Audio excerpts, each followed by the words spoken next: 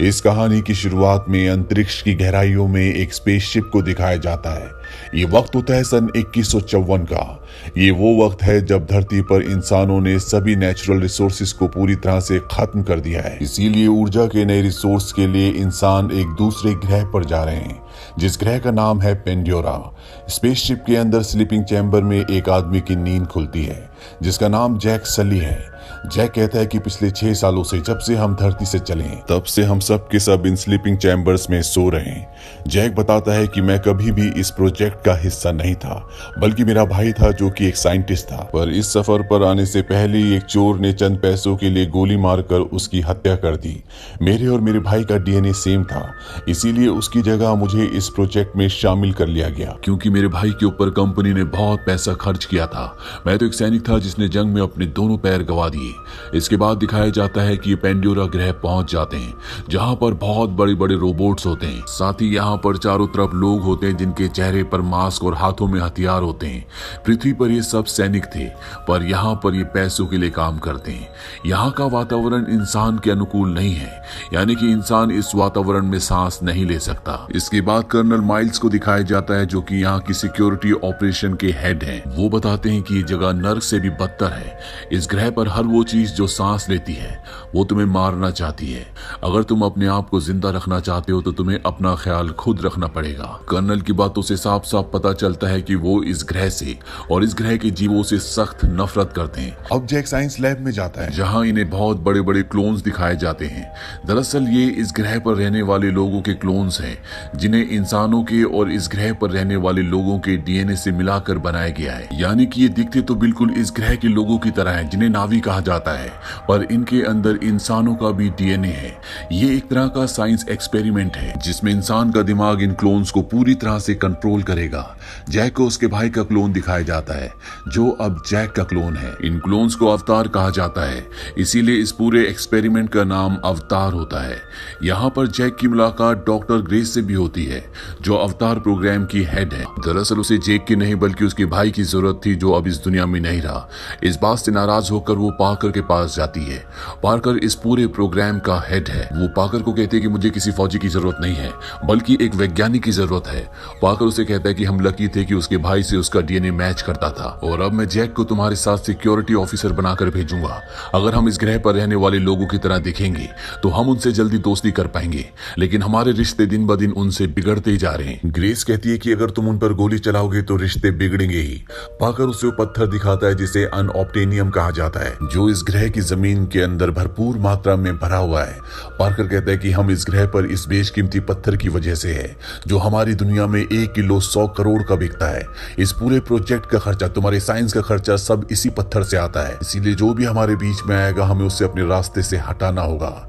इसके बाद जैक को दिखाया जाता है, जो एक स्लीपिंग चैम्बर के अंदर जाता है। दरअसल एक मशीन है जिसके अंदर जाने के बाद इंसान गहरी नींद में चला जाता है, और उसका क्लोन जो उसके डीएनए से बना है वो पूरी तरह से एक्टिव हो जाता है। यानी कि उसका इंसानी शरीर तो सो जाता है, पर उसका वो शरीर जो उसके डीएनए से और इस ग्रह पर रहने वाले लोगों के डीएनए से बना है, जिसे अवतार कहा जाता है, वो जाग जाता है। और जब जैक का अवतार जागता है तो बहुत खुश होता है, क्योंकि इस अवतार में उसके पैर बिल्कुल ठीक है। वो डॉक्टर्स के मना करने पर भी खड़ा हो जाता है और इस जगह से बाहर निकल जाता है। बाहर निकलने के बाद वो पूरी तेजी से भागता है। ये उसके लिए एक सपने की तरह है, क्योंकि एक इंसान जिसके पैर नहीं है, उसकी जिंदगी में इससे बड़ी कोई बात नहीं हो सकती कि वो अपने पैरों पर भाग रहा है। यहाँ पर डॉक्टर ग्रेस भी आती है। वो जैक से पूछती है कि तुम्हें कैसा लग रहा है। जैक कहता है कि मैं बता नहीं सकता। अब रात हो जाती है और इन सब अवतार को, जितने भी क्लोन्स होते हैं, इन सब को सुला दिया जाता है, और जैसे ये सोते हैं जैक अपने इंसानी जिस्म में उड़ जाता है। यानी कि जब अवतार सोता है तो इंसानी जिस्म उठता है, और जब इंसानी जिस्म सोता है तो अवतार उड़ जाता है। अब अगले दिन कर्नल माइल्स जैक को अपने पास बुलाते हैं। वो कहते हैं कि मैंने तुम्हारा रिकॉर्ड चेक किया, तुम काफी बड़ी बड़ी जंगें लड़ चुके हो, मुझे तुम्हारी जैसे सिपाही की जरूरत है। मुझे साइंस के प्रोजेक्ट में कोई भी दिलचस्पी नहीं है। जहां पर इस ग्रह के लोग रहते हैं, जहां पर उनका गांव है, वहां पर बहुत सारा अनऑब्टेनियम है। मैं चाहता हूं कि तुम उनके बीच जाओ, उनमें शामिल हो जाओ, उनसे दोस्ती करो, और जब सही वक्त आए तो तुम उन्हें गांव खाली करने के लिए कहना, ताकि उस जगह से हम सारा अनऑब्टेनियम निकाल लें। अगर अगर तुम मेरा एक काम करोगे तो मैं तुम्हारी टांगे हमेशा के लिए ठीक करवा दूंगा, तुम्हारी असली टांगे। जैक कहता है कि मैं आपके लिए जरूर काम करूंगा। अब अगले दिन जैक, ग्रेस, नॉर्म और उसके कुछ साथी कैंप से बाहर जंगल में पहुंच जाते हैं, जहां पर इस ग्रह के लोग और बहुत खतरनाक जानवर रहते हैं। ग्रेस पेड़ पौधों के सैंपल ले रही होती है, तभी जैक उनसे अलग इस जंगल को देखने लगता है। उसके सामने एक बहुत ही खूबसूरत पौधा होता है। जैसे वो उससे टच करने की कोशिश करता है, वो बंद हो जाता है। इसके बाद यहाँ पर वो एक के बाद एक सभी पौधों को टच करने की कोशिश करता है, जिस वजह से सभी पौधे बंद हो जाते हैं और उनके पीछे होता है खतरनाक जानवर। अब ग्रेस भी वहां पर आ जाती है। ग्रेस उससे कहती है कि तुम हिलना मत, ये तुम्हें कुछ भी नहीं करेगा। लेकिन जैक भाप जाता है कि वो उसकी तरफ उसे मारने के लिए बढ़ रहा है। जैक भी पूरी बहादुरी से उसकी तरफ भागता है ताकि वो डर जाए, और होता भी ऐसे है। वो खतरनाक जानवर डर कर रुक जाता है, लेकिन वो जैक से नहीं डरा होता, बल्कि उसके पीछे उससे भी एक खतरनाक जानवर आ गया होता है, जो इस प्लेनेट पर सबसे खतरनाक है। ग्रेस उससे कहती है कि जितनी तेज भाग सकते हो भागो, और अब जैक भागना शुरू करता है। वो जानवर भी लगातार उसका पीछा करता है, पर तभी उसके सामने झरना आ जाता है, जिससे जैक कूद जाता है। इस तरह से जैक अपनी जान तो बचा लेता है, पर वो अपने साथियों से अलग हो चुका है। अब वो इस खतरनाक जंगल में भटक रहा है, उसे नहीं पता कि उसे कहां जाना चाहिए। तभी हमें पेड़ के ऊपर दिखाया जाता है, जहां पर एक लड़की होती है जिसका नाम नेटीरी है, जो इसी ग्रह की है। वो जैक को देख लेती है और अब वो उसे अपने तीर से मारने वाली होती है कि तभी उसके तीर के ऊपर एक अजीब सी चीज आकर बैठ जाती है, जिस वजह से वो जैक को नहीं मारती। जैक को भटकते भटकते रात हो जाती है। चारों तरफ से खतरनाक जानवरों की आवाज आ रही होती है। जैक बड़ी मुश्किल से आग जलाता है, पर तभी उस पर इस ग्रह के जंगली कुत्ते, जो कि बहुत खतरनाक होते हैं, एक साथ हमला कर देते हैं। जैक उनका सामना करने की कोशिश भी करता है, पर वो इतने सारों को मार नहीं सकता। इससे पहले कि वो जंगली कुत्ते जैक को मारते, यहाँ पर वही लड़की जिसका नाम निटीरी है, जो जैक को तीर मारने वाली थी, वो आ जाती है और वो सभी जंगली कुत्तों को मारकर भगा देती है। इसके बाद वो जाने लगती है, लेकिन जैक भी उसका पीछा करता है और कहता है कि मैं तुमसे तुम्हारी चीजें सीखना चाहता हूँ। निटीरी कहती है कि आसमानी लोग सीख नहीं सकते क्योंकि उन्हें कुदरत नहीं दिखती, तुम्हें यहाँ पर नहीं होना चाहिए था। और तभी जैक के ऊपर उसी तरह के फूल जो निटीरी के तीर के ऊपर आकर बैठे थे, पूरे शरीर पर बैठ जाते हैं। ये देखकर निटीरी पूरी तरह से हैरान हो जाती है। जैक उससे पूछता है कि सब क्या है। वो बताती है कि ये पवित्र आत्माओं के पेड़ के बीज हैं, तुम्हारी आत्मा बहुत पवित्र है। और इसके बाद वो जैक को अपने साथ ले जाने लगती है, पर तभी यहाँ पर उसी के कबीले के कुछ लोग आ जाते हैं, जो जैक को बंदी बनाकर अपने कबीले में ले जाते हैं। निटीरी के पिता इस कबीले के सरदार होते हैं और उसकी मॉम एक स्पिरिचुअल गुरु होती है, जो जैक का खून टेस्ट करती है और वो समझ जाती है कि ये एक पवित्र आत्मा है। जैक कहता है कि मैं तुम्हारे तौर तरीके सीखना चाहता हूँ, तुम किस तरह से शिकार करते हो मैं ये भी सीखना चाहता हूँ। और वो जैक को सिखाने के लिए मान जाते हैं। रात को जैक यहाँ पर सो जाता है और अगले पल वो अपने कैंप में, जहाँ पर उसका इंसानी शरीर है, वो उठ जाता है। जैक को जिंदा देखकर सब बहुत हैरान होते हैं, क्योंकि सभी को अभी तक यही लग रहा होता है कि जैक के अवतार वाले शरीर को मार दिया गया होगा। जैक बताता है कि मैं उनके कबीले में शामिल हो चुका हूँ और वो मुझे सिखाने के लिए तैयार हो गए हैं। अब मैं भी उनके परिवार का हिस्सा हूँ। ये सुनकर सब बहुत खुश होते हैं। पीटर जैक से कहता है कि जहाँ पर उनका गांव बसा है वो पूरा एरिया 200 किलोमीटर तक फैला है और वहां पर अनऑब्टेनियम का भंडार है। तुम्हें उन्हें वहां से हटने के लिए कहना होगा, क्योंकि मैं किसी तरह का खून खराबा नहीं चाहता। जैक कहता है कि अगर उन्होंने अपना गांव खाली नहीं किया तो क्या। कर्नल कहता है कि तुम्हारे पास 3 महीने हैं, इसके बाद हम अपना तरीका अपनाएंगे। और अब जैक रोज उनके गांव में जाना शुरू कर देता है, जहां निटीरी उसे ट्रेनिंग देना शुरू कर देती है कि जंगलों में कैसे जाया जाता है, पेड़ों पर कैसे भागा जाता है, किस तरह से हथियार चलाए जाते हैं। जैक भी उनके तौर तरीके पूरी शिद्दत से सीख रहा होता है और बहुत जल्दी वो उनकी लगभग सभी कलाओं को, उनकी जीवन शैली को पूरी तरह से सीख जाता है। और एक दिन निटीरी जैक से कहती है कि अब तुम नावी बनने के लिए तैयार हो। दरअसल ये इस कबीले का एक रिवाज है, जहां पर हर एक इंसान को ट्रेनिंग करवाई जाती है और जब वो सभी कलाओं में परफेक्ट हो जाता है तो उसे नावी बना दिया जाता है, यानी एक तरह का योद्धा। निटीरी कहती है लेकिन इससे पहले तुम्हें अपना इकरान चुनना होगा। यहाँ पर बहुत बड़े बड़े पक्षी हैं जिनके ऊपर बैठकर यहाँ के लोग सवारी करते हैं, लेकिन एक नावी अपनी पूरी जिंदगी में सिर्फ एक ही पक्षी चुन सकता है, जिसके लिए एक बहुत लंबा सफर तय करना पड़ेगा। और अब जैक किसी कबीले के बाकी लोगों के साथ, जिनकी ट्रेनिंग पूरी हो चुकी है, जो अपना इकरान चुनने के लिए जा रहे हैं, जैक भी उनमें शामिल हो जाता है। ये एक बहुत लंबा सफर होता होता है जहाँ पे आसमान में बादलों से भी ऊपर उड़ने वाले पहाड़ होते हैं। ये सब के सब उस रास्ते से उस जगह पहुंच जाते हैं जहाँ पर बहुत सारे इकरान होते हैं। निटिरी भी अपने इकरान के ऊपर बैठकर इस जगह तक पहुंच जाती है। सबसे पहले जैक को भेजा जाता है। जैक निटिरी से पूछता है कि मुझे कैसे पता चलेगा कि मेरा इकरान कौन सा है। निटिरी कहती है कि वो तुम पर हमला करेगा और इसके बाद जैक वहां पर इकरान चुनने के लिए जाता है। एक इकरान उस पर हमला करता है। जैक बड़ी मुश्किल से उसे अपने कंट्रोल में ले लेता है और इसके बाद वो उसकी सवारी करता है। शुरू में जैक को बहुत प्रॉब्लम होती है, लेकिन जल्दी वो सीख जाता है कि इकरान को कैसे कंट्रोल किया जाता है और इसके बाद जैक और निटिरी अपने अपने इकरान पर आसमान की लंबी लंबी सैर करते हैं। निटिरी कहीं ना कहीं अब जैक को पसंद भी करती है। जैक भी निटिरी को पसंद करता है और एक दिन जब ये दोनों के दोनों अपने अपने इकरान पर होते हैं, तभी आसमान से एक बहुत बड़ा इकरान जो छोटे इकरानों को खा जाता है जैक के ऊपर हमला करता है, जिस वजह से जैक और निटिरी को भागना पड़ता है। ये दोनों के दोनों किसी तरह से उस इकरान से बच जाते हैं। रात को इकिरी बताती है कि इसे त्रुक कहा जाता है। आज तक नाविक कुल के इतिहास में सिर्फ 5 बार लोगों ने इसकी सवारी की है। यह हमारी दुनिया में सबसे शक्तिशाली है। मेरे दादा के दादा ने इस पर सवारी की थी। ये वो वक्त था जब हमारी दुनिया बहुत मुश्किलों से गुजर रही थी, पर मेरे दादा के दादा ने जब तुरुक की सवारी की तो सभी कबीले एक हो गए। जैक को इनके रीति रिवाज, इनका रहन सहन बहुत पसंद होता है और जैक ने अपनी परीक्षा भी पूरी कर ली है, इसीलिए जैक को पूरे रीति रिवाजों से ये अपने में शामिल कर लेते हैं। निटिरी जैक को एक पवित्र जगह पर ले जाती है। वो कहती है कि यहाँ हम प्रार्थना करते हैं। इसे आवाजों का पेड़ कहा जाता है, हमारे पूर्वजों की आवाजें। और जब जैक अपने बालों को उस पेड़ की लताओं से जोड़ता है तो उसे सच में वहां से आवाजें आती है। निटिरी उसे बोलती है कि अब तुम हम में से एक हो। अब तुम इस वृक्ष की लकड़ी से एक धनुष बना सकते हो और कबीले से किसी भी लड़की को अपने लिए चुन सकते हो। जैक कहता है कि मैं पहले चुन चुका हूँ, पर उसे भी मुझे चुनना होगा। निटिरी समझ जाती है कि वो उसी के बारे में बात कर रहा है। निटिरी कहती कि वो पहले चुन चुकी है और इसके बाद ये एक दूसरे के बहुत करीब आ जाते हैं। अगली सुबह जब निटिरी की आंखें खुलती है तो वो देखती है कि वहां पर एक बहुत बड़ी मशीन है जो चारों तरफ पेड़ों को तोड़ रही है। वो जैक को उठाने की कोशिश करती है, पर जैक इंसानों की दुनिया में यानी कि इंसानी रूप में उठा होता है। उसे यहाँ उठने के लिए मशीन के अंदर जाना होगा। जैक जल्दी से मशीन के अंदर जाता है, जिससे उसकी क्लोन वाली बॉडी एक्टिव हो जाती है। वो जाग जाता है। वो देखता है कि इंसान कुल देवता के वृक्ष को तोड़ रहे हैं। वो उस मशीन के ऊपर चढ़ जाता है और उसके कैमरे को तोड़ देता है, पर तभी यहाँ पर सिपाही उस पर गोलियां चलाते हैं, जिस वजह से जैक वहां से निकल जाता है। दरअसल 3 महीने पूरे हो चुके हैं और अब पीटर और कर्नल के आदमी इस जगह पर हमला करने वाले हैं। जेक और निटिरी कबीले के पास जाते हैं। यहाँ पर ग्रेस भी होती है जो इन्हीं के रूप में होती है।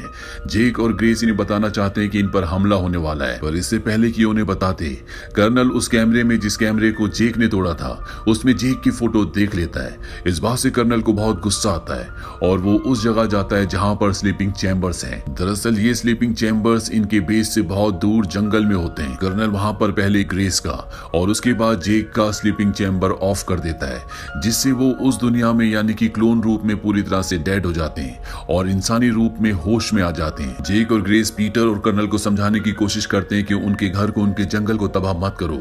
यहाँ पर हर एक पेड़ का दूसरे पेड़ से कनेक्शन है। साथ ही जिस गांव पर तुम हमला करने वाले हो वहां पर कई 100 परिवार रहते हैं। वहां पर छोटे छोटे बच्चे हैं। पीटर इन दोनों को कहता है कि तुम्हारे पास आखिरी मौका है, मैं तुम्हें 1 घंटा देता हूँ। 1 घंटे में उस जगह को खाली करवा दो। जैक और ग्रेस अपने स्लीपिंग चैम्बर में चले जाते हैं और इसके बाद वो अपने अवतार वाले रूप में जागते हैं, जहां पर जैक कबीले वालों को बताता है कि यहाँ पर बहुत जल्दी इंसानी आर्मी आने वाली है। वो तुम्हारे पूरे गांव को तबाह कर देगी। तुम चाहकर भी उनके हथियारों का सामना नहीं कर सकते। इंसानों ने मुझे इसीलिए यहाँ पर भेजा था। ये सुनकर निटिरी पूरी तरह से शॉक्ड हो जाती है। वो जैक से पूछती है कि तुम्हें पता था कि ये सब होने वाला है? जैक कहता है कि हाँ, लेकिन अब मैं तुमसे प्यार करता हूँ, इस जगह से प्यार करता हूँ, मैं तुम में से एक हूँ। निटिरी को बहुत गुस्सा आता है। वो कहती है कि तुम हम में से एक कभी नहीं हो सकते। और इसके बाद जैक को और ग्रेस को बंदी बना लिया जाता है और कबीले का जो सरदार होता है वो ऐलान करता है कि हम इंसानों का मुकाबला करेंगे। वहीं कर्नल अपनी पूरी फौज लेकर इनके गांव तक पहुंच जाता है। यहाँ पर एक बहुत विशाल पेड़ होता है। इतना विशाल पेड़ इस पूरे प्लेनेट पर और कहीं भी नहीं होता। कर्नल देखता है कि जेक को और ग्रेस को बंदी बना लिया गया है। वो समझ जाता है कि इन लोगों ने इनकी बात नहीं मानी, इसीलिए वो अपनी आर्मी को इन पर हमला करने का ऑर्डर देता है और एक के बाद एक कई मिसाइलें छोड़ी जाती है, जिस वजह से बहुत सारे नावी लोग मारे जाते हैं। चारों तरफ तबाही का मंजर होता है और तभी निटिरी की मॉम, जो कि धर्मगुरु भी है, वो चाकू लेकर जेक के पास आती है और उसे कहती है कि अगर तुम हम में से एक है तो मदद करो। वो उसकी रस्सियां काट देती है और अब जेक भी इनकी मदद करने की कोशिश करता है, पर तभी इनका विशाल पेड़ गिरना शुरू हो जाता है, जिस वजह से इन सबको यहाँ से भागना पड़ता है। निटिरी के पिता, जो कि कबीले के सरदार हैं, उनकी भी मृत्यु हो जाती है। जेक की और ग्रेस की मशीन को भी बंद कर दिया जाता है और वो इंसानी रूप में उड़ जाते हैं। इन दोनों को और इनके साथी नॉर्म को भी बंदी बना लिया जाता है। इंसानी पायलट में एक लेडी पायलट होती है, जिसे ऐसा लगता है कि यहाँ के प्लेनेट वालों के साथ जो भी हो रहा है वो गलत हो रहा है, इसीलिए बड़ी चालाकी से वो इन तीनों को यहाँ से अपने फाइटर प्लेन में छुड़ा कर ले जाती है। ये उस जगह जाते हैं जहाँ पर जंगल में इनके स्लीपिंग चैम्बर्स हैं। ये स्लीपिंग चैम्बर्स को वहां से उठाकर दूसरी जगह ले जाते हैं ताकि कोई भी मशीन को बंद ना कर सके। और एक बार फिर से जैक स्लीपिंग चैम्बर के अंदर जाता है और अगले पल वो क्लोन के रूप में उठ जाता है। वो देखता है कि उसके चारों तरफ राख ही राख है। ये एक तबाही का मंजर होता है। जैक कहता है कि उन्हें मेरी मदद की जरूरत है और मुझे उनकी मदद की, लेकिन मुझे अपनी वफादारी एक बार फिर से साबित करनी होगी। वो अपने इकरान को बुलाता है और आसमान में उड़ना शुरू कर देता है। उसके नीचे तुरुक भी उड़ रहा होता है। तुरुक इस प्लेनेट का सबसे खतरनाक और सबसे बड़ा पक्षी है। जैक अपने इकरान को नीचे की तरफ, जहां पर तुरुक उड़ रहा होता है, उस तरफ चलने के लिए कहता है और वो अपने इकरान से तुरुक के ऊपर छलांग मार देता है। वहीं हमें नावी लोगों को दिखाया जाता है जो सब के सब प्रेयर्स कर रहे होते हैं और तभी वहां पर सब डर जाते हैं क्योंकि उनकी तरफ इकरान बढ़ रहा होता है, जो पशु पक्षी यहाँ के लोगों को सबको मार के खा जाता है। पर जब यहाँ के लोग ध्यान से देखते हैं तो वो देखते हैं कि उसके ऊपर जेक सवारी कर रहा है। ये देखकर सबके सब डर जाते हैं क्योंकि आज से पहले सिर्फ 5 ही लोग तुरुक की सवारी कर पाए। निटिरी को भी एक बार फिर से जैक पर विश्वास हो जाता है। जैक यहाँ पर ऐलान करता है कि इंसानी लोग हमारी तरफ बढ़ रहे हैं। वो चाहते हैं कि हम इस जगह को खाली कर दें, पर अब एक संदेश इंसानों तक भी पहुंचाना है कि चाहे कुछ भी हो जाए, हम इस जगह को खाली नहीं करेंगे। ये हमारी जमीन है। बाकी कबीले वालों को भी ऐलान कर दो कि तुरुक मकटू ने उन्हें बुलाया है। दरअसल जो तुरुक के ऊपर सवारी करता है उसे तुरुक मकटू कहा जाता है और जेक का संदेश पूरे प्लेनेट पर फैला दिया जाता है, जिस वजह से यहाँ पर और भी बहुत सारे नावी लोग इकट्ठे हो जाते हैं। अब जेक आत्माओं के वृक्ष के पास जाता है जहाँ पर वो इस प्लेनेट की देवी, जिसका नाम एवा है, उनसे प्रार्थना करता है। वो कहता है, मैं जानता हूँ कि हम इंसानों को हराने के लिए काफी नहीं है, पर आप इस प्लेनेट के हर एक जीव जंतु, हर एक पशु पक्षी में वास करती हैं। मुझे आपकी जरूरत है। अगले दिन इंसान इनके आत्माओं के पेड़ को नष्ट करने के लिए आगे बढ़ रहे होते हैं, लेकिन जैक और उसके सभी साथी युद्ध के लिए तैयार होते हैं। जैक के कुछ साथी हवा से अपने पक्षियों पर इन पर हमला करते हैं, कुछ लोग जमीन से भी हमला करते हैं। जैक के पास इस प्लेनेट का सबसे बड़ा पक्षी है, इसीलिए वो इंसानों के बहुत सारे हेलीकॉप्टर्स को अपने तुरुक के पंजों से पकड़कर फेंक देता है। जैक बहुत ही बहादुरी से सामना करता है, लेकिन इंसानों के पास हथियार है, गोलियां हैं, जबकि इस प्लेनेट के लोगों के पास ऐसा कोई भी हथियार नहीं है। इसीलिए धीरे धीरे इस प्लेनेट के लोगों की हार होना शुरू हो जाती है। और एक पल ऐसा आता है जब निटिरी फंस जाती है। सोल्जर उसकी तरफ बढ़ रहे होते हैं, वो भी इंसानों के सामने आने वाली होती है। तभी सभी इंसानों को रेडियो पर मैसेज दिया जाता है कि बहुत तेजी से कोई तुम्हारी ओर बढ़ रहा है। किसी को कुछ समझ नहीं आता और बहुत जल्द इस प्लेनेट के खतरनाक खतरनाक जानवर, जिन पर गोला बारूद का भी कोई असर नहीं होता, वो इंसानों पर हमला कर देते हैं और एक एक करके इंसानों को मारना शुरू कर देते हैं। वहीं आसमान में बहुत सारे इकरान इनके हेलीकॉप्टर्स पर हमला कर देते हैं। यानी जैक ने जो देवी एवा से प्रार्थना की थी, देवी एवा ने उसकी प्रार्थना सुन ली है। पर कर्नल अभी भी हार नहीं मानता। वो अपने बहुत बड़े रोबोट के अंदर फिट हो जाता है और जैक पे हमला करता है। जैक और उसके बीच में बहुत घमासान लड़ाई होती है। कर्नल कहता है, शायद तुम अपनी असलियत भूल गए। दरअसल कर्नल को स्लीपिंग चैम्बर दिख जाता है जिसके अंदर इंसानी जैक सो रहा है।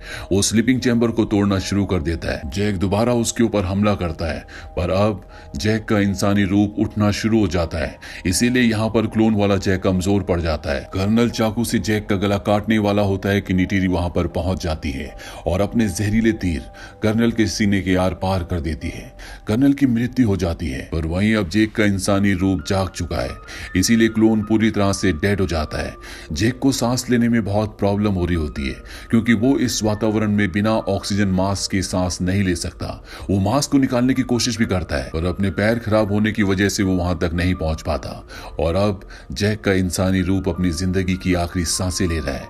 निटिरी को यह एहसास हो जाता है कि जैक का इंसानी रूप अंदर है। वो जल्दी से अंदर जाती है। पहले तो उसे कुछ समझ नहीं आता, पर जल्दी वो समझ जाती है कि जैक इस वातावरण में सांस नहीं ले पा रहा। इसीलिए वो उसके चेहरे पर उसका ऑक्सीजन मास्क लगा देती है, जिससे जैक को एक बार फिर से ऑक्सीजन मिलना शुरू हो जाती है। जैक अब पूरी तरह से ठीक है, पर जैक इस प्लेनेट से वापस नहीं जाना चाहता। इसीलिए सभी इंसानों को वापस उनकी धरती पर भेज दिया जाता है। पर कुछ लोग जो दिल के साफ हैं, उन्हें यहाँ पर रहने की इजाजत दे दी जाती है। जैक भी इसी प्लेनेट पर रुक जाता है। इसके बाद जैक के इंसानी शरीर को और उसके क्लोन वाले शरीर को आत्माओं के पेड़ के पास लाया जाता है, जहां पर सभी नावी लोग आत्माओं के पेड़ से प्रार्थना करते हैं और जैक के इंसानी शरीर की आत्मा हमेशा के लिए क्लोन वाले शरीर में ट्रांसफर कर दी जाती है। यानी कि अब वो हमेशा के लिए एक नावी बन गया है। अब वो पूरी तरह से इन्हीं लोगों में से एक है। इसी के साथ ये फिल्म यहीं पर खत्म हो जाती है। ये फिल्म ईयर 2009 में रिलीज हुई थी। IMDb पर इसकी रेटिंग है 7.8। इस मूवी का बजट था $237 मिलियन और बॉक्स ऑफिस पर इसने कमाई की थी $2.8 बिलियन की। ये आज तक की हॉलीवुड की सबसे ज्यादा कमाई करने वाली फिल्म है। उम्मीद करते हैं कि ये कहानी आपको पसंद आई होगी।